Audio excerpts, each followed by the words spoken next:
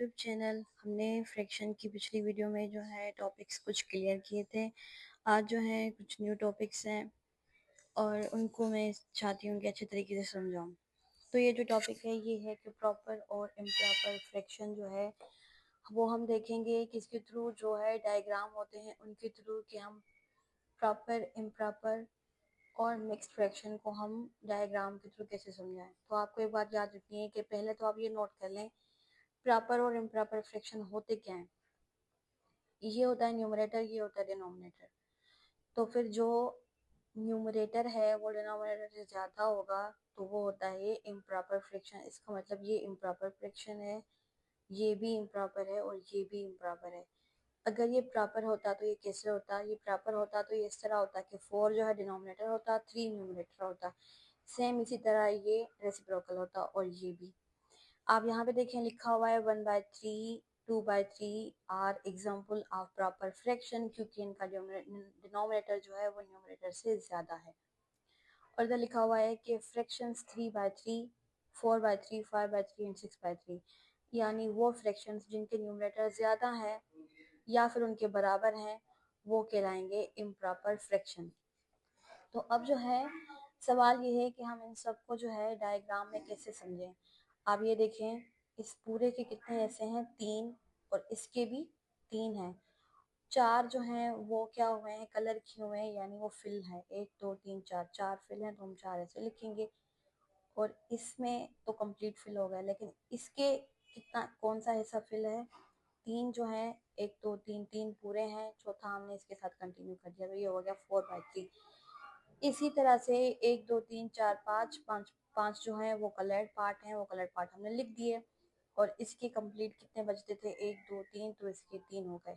Same इसी तरह से जो है ये वाला हिस्सा हो गया। तो ये सारे हो गए इम्प्रॉपर फ्रैक्शन। तो अब जो है हम मिक्स फ्रैक्शन को, जैसे ये हो गया, अब जो है हम मिक्स फ्रैक्शन को कैसे बयान करें डायग्राम में। तो मैं आपको ये बात बता दूं कि जो ये इम्प्रॉपर फ्रैक्शन है यही मिक्स फ्रैक्शन है। कैसे मिक्स फ्रैक्शन है मैं आपको ये समझाती हूँ। अब आप देखें कि यही जो है वो मिक्स फ्रैक्शन है। कैसे मिक्स फ्रैक्शन है कि अब आप पहले इसको देखें, ये पूरा जो है ये कलर्ड पार्ट है, ये टेकन पार्ट है जो हो गया पूरा, ठीक है। तो ये कितना है, 1 कंसिडर करेंगे। अब जो है ना हमने इम्प्रॉपर फ्रैक्शन में जो है ना इनके पार्ट्स काउंट किए थे, 1 2 3 4, इस तरह हम पार्ट्स जो है ना काउंट नहीं करेंगे। हम ये देखेंगे कि ये पूरा का पूरा होल है। होल है मतलब सारा जो है ये टेकन है, किसी को दे दिया है हमने या कोई खत्म हो गया, तो इसको लिखेंगे 1 होल। अब हम इसमें देखेंगे पूरे कितने पार्ट हैं, 1 2 3, 3 हम नीचे लिखते हैं क्योंकि प्रॉपर फ्रैक्शन में बड़ा नंबर नीचे आता है। और कलर्ड पार्ट कितने हैं इसके, 1 है, तो 1 हम ऊपर लिखेंगे। और जब ये इम्प्रॉपर था तो इसका जवाब क्या था, 4/3। कैसे 4/3 था, 1 2 3 4, 4 जो थे वो सारे टेकन पार्ट थे। और इसके इसमें से कितने बचते थे, 1 2 3 होल बचते थे। जब हम सॉल्व करेंगे तो हमारा आंसर भी यही आएगा। 3 1 3 होता है, 3 में 1 ऐड करेंगे तो आएगा 4, और जो डिनोमिनेटर है वो सेम रहेगा। तो इसका मतलब जो इम्प्रॉपर फ्रैक्शन होता है वही मिक्स फ्रैक्शन होता है। फर्क सिर्फ काउंटिंग का होता है। जब हम इम्प्रॉपर में काउंट करेंगे तो हम इसके अलग अलग पार्ट्स काउंट करेंगे, और जब हम मिक्स में काउंट करेंगे तो हम इस पूरे को एक कंसिडर करेंगे, ना कि 3। जैसे यहाँ पे देखिए आप, 1 होल 1/2, एक जो है वो पूरा का पूरा जो है टेकन पार्ट है, और जो 2 पार्ट होते हैं उनमें से एक जो है वो टेकन है, दूसरा नहीं है। तो ये भी ये हो गया कि 1 होल 1/2, ये तो हो गया मिक्स्ड में। अगर ये इम्प्रॉपर में होता तो कैसे होता, यहाँ हम कैसे कंसिडर करते, 1 2 3 3, और इधर कितने हैं, 2, तो 2 हम ऐसे लिखते।